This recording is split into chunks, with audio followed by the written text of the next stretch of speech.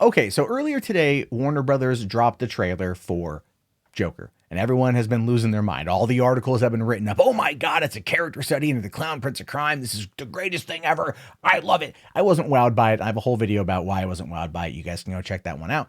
But I want to talk about how the Joker ultimately signals the main problem with the DCEU and my thoughts ultimately on how to fix it. And you might be asking yourself, what exactly could the problem with this be? Obviously, the DCEU is going to be going bye-bye, as it should have gone bye-bye already, because you have a lot of naysayers out there that aren't happy with this current state of affairs with the DCEU. And you know what? They wouldn't be wrong. The movie series has had its successes and it's had its failures. But over the span of the last 4 films, that would be Wonder Woman, Justice League, Aquaman, and Shazam, 3 of the 4 have been wins. And Justice League would have probably been a win if Warner's didn't come in on the back end and absolutely fuck it up, which they always tend to do. They get cold feet so often that they get right to the altar, then they cut and they run. They always do this. They did this 3 years ago this week, when the second week returns of Batman v Superman came out and it had dropped the percentages that it did. And they said, okay, Zack Snyder no longer in control of the DCEU. We're going to allow him to finish his movie and do that. Ben Affleck, you're now executive producer of Justice League and you're going to oversee the edit because you won Best Picture for Argo. Cool. We're going to give you that. Bringing in Jeff Johns. Okay, you're going to now sit there as a comic book fan to try to guide DC films and lead it to the future. And then just turmoil after turmoil after turmoil. Now they have Walter Hamada in place, and Hamada's first call to action is to essentially go back to his roots with horror and try to do a movie about the trench, because that doesn't feature anyone from Aquaman, but it's all about the trench as a way to, try and capitalize on everything, and capitalize on the horror aspect of it. And again, it's a mess. The whole thing is a mess. So how do you fix it? Well, for one, now that Kevin Tsujihara is out of Warner Brothers, whoever comes in and takes over has the opportunity to kind of like put a halt on all this crazy shit. If you want the DC movies to be a billion-dollar property, like a multi-billion-dollar property like Marvel, which is obviously what they want, considering that they rushed to the finish line to get to Justice League, all you have to do is just focus on telling these singular stories in a connected world, have a couple characters overlap, set up a grand event, get to that grand event, and you're done. That's it. Very simple to do. Very simple to do. They tried that with Justice League. They tried it, but they didn't establish an overarching lore that would get them to Justice League. They did in Batman v Superman with mother boxes. We got that deleted scene with Steppenwolf at the end, but that was cut out of the theatrical cut of Batman v Superman, again, showcasing how absolutely terrible Warner Brothers bungled that in regards to its distribution and its and everything. And then how just they kept screwing up going forward. The problem with these movies is not that they're bad movies, is that they are rushed to the finish line. We saw this with Suicide Squad when they greenlit that as a way to counteract Guardians of the Galaxy. They gave David Ayer 6 weeks to write the script before going into production. 6 weeks to write the screenplay. Even he said like that was just, he couldn't crack it in the way that he wanted to crack it. Even Ben Affleck had trouble cracking a Batman story that he wanted to tell, to the point of where he ended up just kind of walking away from it because he couldn't do it the way he wanted to. This is a big problem with Warner Brothers, that they're so anxious to get to the end. They're like a kid trying to lose his virginity as often as he possibly can, and every time he just keeps rushing it and getting it over with before the other party can get what they want. You know what I mean? I think a virgin's the wrong analogy, but a real selfish person in bed. I think that's fair. I think that's true too. So how do you fix something like this? Well, Kevin Tsujihara is now out of DC. He's out of DC. He's out of Warner Brothers. He can't make that hard 2-hour cut that he did on Justice League. Whoever comes in next can sit there, look at the current slate of films that they've got, tell Walter Hamada, focus on individual stories that have an overarching narrative, copy the Marvel formula to a T, and there we go. There we go. Because here's the thing, is Aquaman was a success because it was a good movie. They allowed it to take its time and to become a good movie. Wonder Woman wasn't rushed, also a good movie.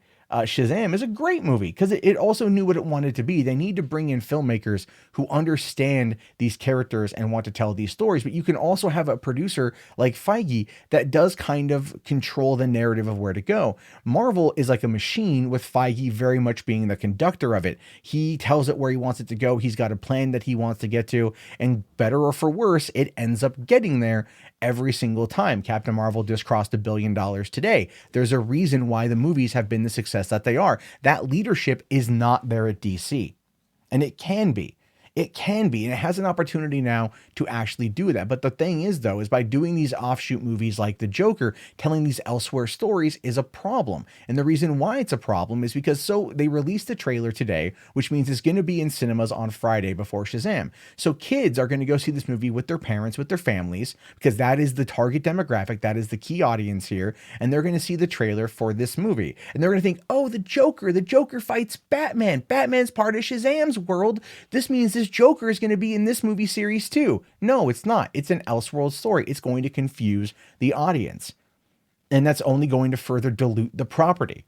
They need to keep on the pathway that they were going, but they need to just correct course and bring people in that can actually take the time to set up these stories. If you need to take a year or two off in order to really hammer out good scripts, find good talent, get the right directors, and lay the groundwork for what could be considered like your phase 2 or phase 3, or hell, even now phase 1, really, then you have to do it. That's how you fix the DCEU. But in the meantime, this is not going to work out as well as they want it to in the end. In the end, does the movie look good? It looks okay. Joker, I'm referring to. Is it going to do well opening weekend? Probably. It's going to probably do a lot of what Venom did, because it opens up, I think, right around the same time Venom opened up last year. And that movie went on to make $800 million well, quite frankly, because of China. The Joker is not going to make that kind of money because people aren't really wanting to see a Taxi Driver knockoff that's going to be done in the same vein as the Clown Prince of Crime. You know, it's not connected to a grander story or a broader tale. That is how these characters live and die. That's one of the reasons why Marvel is as successful as it is. And DC has been bungling this now for years. And the thing is, I want them to succeed. I want the underdog to actually win. Unfortunately, they just keep screwing up, but now they have an opportunity to fix it. Treat the Joker as a one-off movie and be done with it. Or find a way to tie it into the grander narrative as kind of leading into what we know now, which could also be the case. They could also try to Dracula Untold, or what was it? Yeah, Dracula Untold, this sort of thing, right? Which is where back in 2014, they were doing the Dracula movie at Universal with Lee Evans. And then right before the release of that movie, they announced the Dark Universe. So they shot a stinger for Dracula Untold that tied it into the Dark Universe. And then, of course, 3 years later is when we got to see, or yeah, it was like, what, 3 years later, we got to see, what's it called? You know, The Mummy, and like no one cared. They didn't include it in any way because the movie was a failure. That's what they need to do, though. They need to find a way to either tie in the Joker to the grander DCEU or treat it as a one-off thing and never talk about it ever again. Because at Comic-Con, and I've talked about this prior, the Comic-Con a couple years ago, they tried to rebrand the DCEU by calling it the Worlds of DC. And I've seen some people online really cling to that. People online really cling to that and go, oh, no, it's great. It's awesome. No one cares about that. Like, no one cared about it then. I was in Hall H when they did it. No one cared about it then. No one cares about it now. People look at the Marvel method, and that's what they want. That's what they want. What DC is doing is the opposite of that. And even though they're still also running series of films that are connected to the grander universe that they've spent 6 years setting up. So they're confusing the marketplace. They're confusing the general customer, not you and me who know the differences. And that's ultimately going to lead to brand delineation. If they want to destroy their brand, they're in the perfect place to absolutely do it. What they need to do is drop this one-off shit, connect it to the grander universe.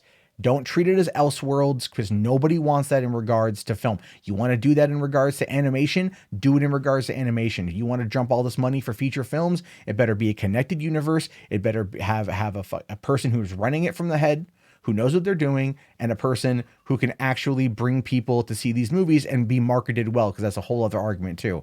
Anyway, look, this whole thing's kind of all over the place. I fully admit that. I'm passionate about the DCEU. I want the underdog to actually have a shot at coming out on top here. And while it will never eclipse Marvel ever, period, point blank, full stop, it does have the opportunity of developing a rather dedicated fan base. And those of us who push for the release of Snyder Cut, we are part of that dedicated fan base that want to see the people at Warner Brothers stop messing around and actually treat this with the level of respect that it deserves, and stop getting cold feet over every failure and start taking the time. If you got to push these movies, push them back. You're doing it with Harry Potter. Why not Warner Brothers?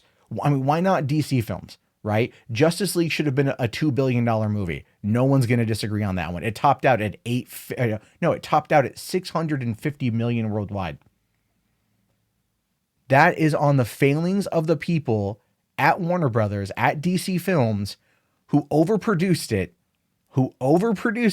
and ultimately caused it to be a failure because they don't know what the hell they're doing. And it appears that the people who are there now are still those people who don't know what the hell they're doing. Stop being morons and actually fix your studio so you can actually have competition against Marvel, and not just every time something doesn't go your way, stop, drop, and go, I don't know what to do. Let's try something else, you guys. Let's try something else, okay? Who wants to do a standalone, Condiment King movie? That's our next one. Okay, great. Thanks. That's what they're going to do. They're going to go, oh, Joker was great. We're going to do another movie, and pick from the rogues galleries of characters that people like, and then give them a standalone movie that has no connection to the larger narrative while still putting out films that are connected to the larger narrative. It's the dumbest movie they can do. It's the dumbest thing they can do. And I have no sympathy for them when it continuously fails. They got lucky with Aquaman because it was good. Shazam's a great movie. I'm hoping it does more than 40 million this weekend, but they really need to kind of take a look at themselves, cut the chaff, and focus on telling good stories with good characters, and stop rushing to meet Marvel, and instead emulating what they do in order to ultimately beat Marvel. They won't actually do it, but it's a good thought to have. We can have multiple universes running. People are willing to spend the money. They're willing to spend the damn money on it. We know this. Captain Marvel, $1 billion today. Movie came out less than a month ago. $1 billion in a month. There's no reason why Shazam shouldn't be doing that. It's a better movie. It is a way better movie.